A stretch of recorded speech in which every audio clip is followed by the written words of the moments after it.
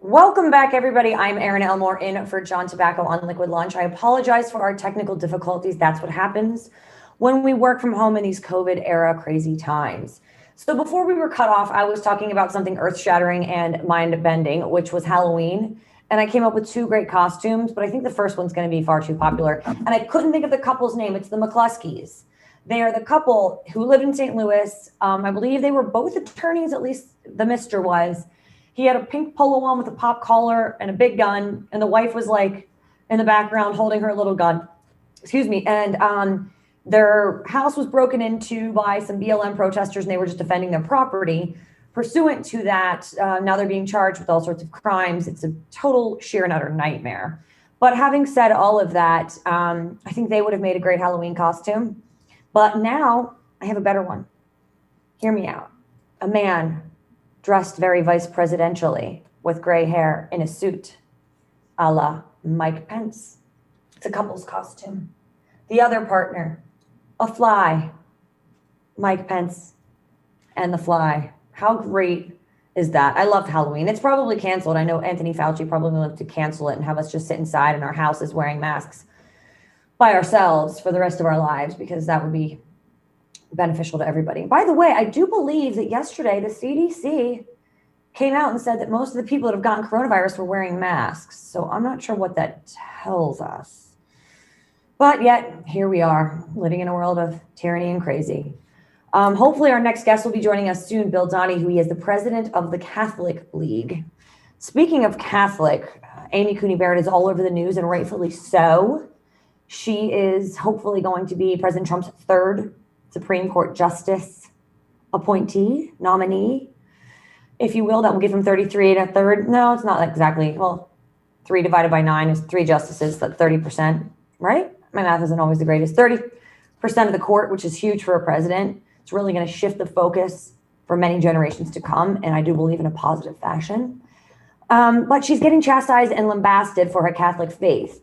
And what I often wonder, would that occur if she were Muslim?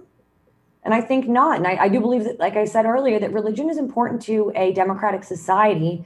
And societies that do away with religion are often communist societies. And those are terrifying societies to be a part of, obviously, for a myriad of reasons. So Josh Hawley has a great little clip.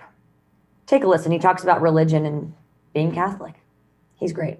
Stories about your Catholic doctrinal beliefs over and over and over, questioning whether you have, I guess, the independence to be a judge, a justice on the United States Supreme Court. And it's not just in the newspapers, it's members of this committee, including the Democratic nominee for Vice President of the United States, who has questioned past nominees who have come before this committee about their membership in Catholic fraternal organizations like the Knights of Columbus.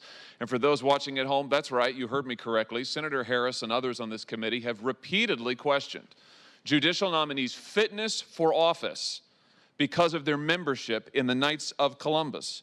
The ranking member, when you were last before this committee, Judge, for your initial confirmation hearings, the ranking member referred to your Catholic convictions as dogma, that's a quote, that lives loudly within you, picking up the very terminology of anti-Catholic bigotry current in this country a century ago. She wasn't alone.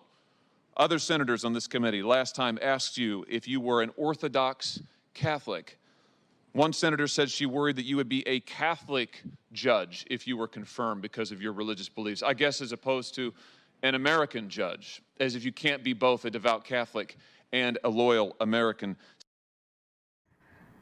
I tell you what, I believe that Josh Hawley is one of the stars of the Republican Party. He's also an attorney. He's from Missouri, which is funny, where the McCluskeys are from. We need more people like him. He's been really outspoken and really explained things how they need to be said. Poor Amy Coney Barrett is getting just eviscerated for her faith.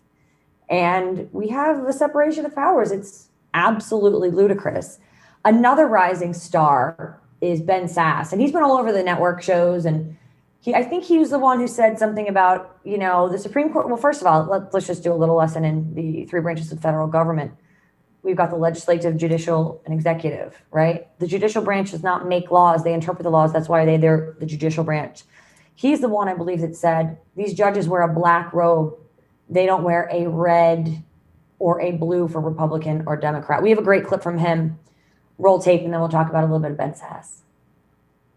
We can back up and do a little bit of 8th grade civics. I think it would benefit us and benefit the watching country, and especially watching 8th grade civics classes. So I'd like to distinguish first between civics and politics, because there was a time, the chairman said at the beginning of this hearing, there was a time when people that would be as different as Ruth Bader Ginsburg, and she was a heroic woman, that's absolutely true, and Antonin Scalia, another brilliant mind and your mentor, people that different could both go through the Senate and get confirmation votes of 95 or 98 votes. And the chairman said at the beginning of the hearing, he doesn't know what happened between then and now. I think some of what happened between then and now is we decided to forget what civics are and allow politics to swallow everything. So if I can start, I'd like to just remind us of the distinction between civics and politics. Civics is the stuff we're all supposed to agree on, regardless of our policy views differences. Civics is another way we talk about the rules of the road.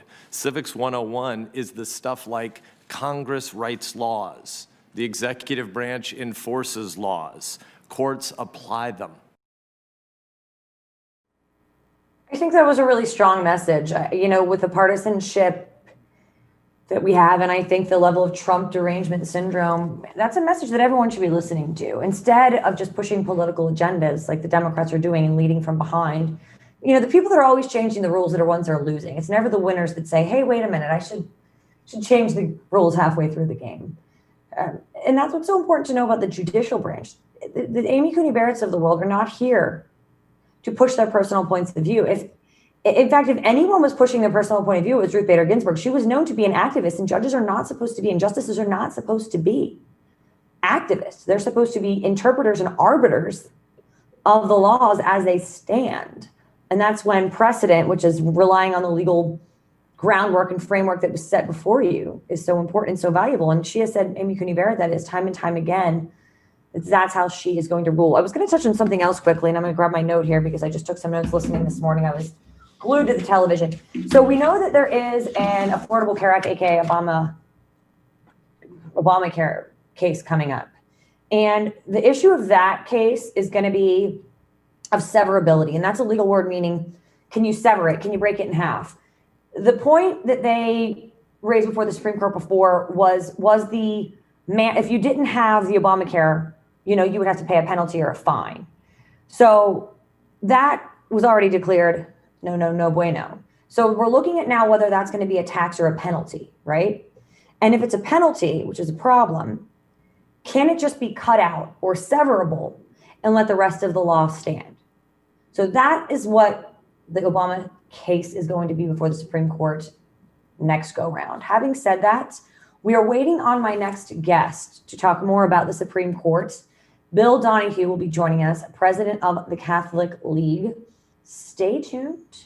Don't go anywhere. Get yourself a little liquid lunch and come right back.